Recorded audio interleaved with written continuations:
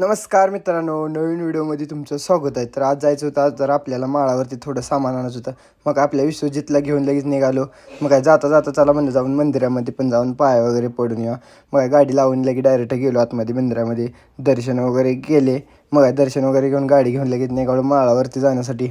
मग थोड्या वेळ 10-15 मिनटाचा प्रवास करून गेलो लगे माळावरती. माळावरच्या पण मंदिरात जाऊन लगेच दर्शन वगैरे केले तिथं.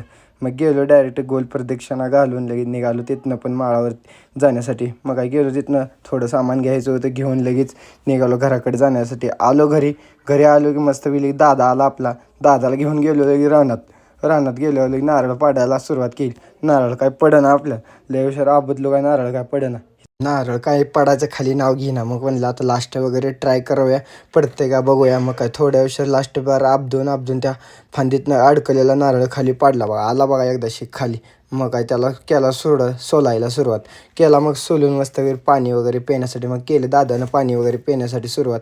मग मी दादानं थोडं पाणी वगैरे पिऊन घेतलं. फोडून मधला पण भाग खाल्ला नारळाचा. मग काय गेला पुढं तर बघतो काय चिंचेचं झाड दिसलं, इंगर चिंचाचं. तुमच्या इकडे काय म्हणते ते नक्की कमेंट करून सांगा. मग केलं दादानं चिंचा काढायला. मग काही चिंचा खाऊन निघालो घराकडे. तर आजचा मिनी ब्लॉग कसा वाटला ते नक्की कमेंट करून सांगा. मिनी ब्लॉग आवडल्यास सागरमाळीला फॉलो करा. असेच नवीन व्हिडिओ पाहण्यासाठी सागरमाळीला फॉलो करा.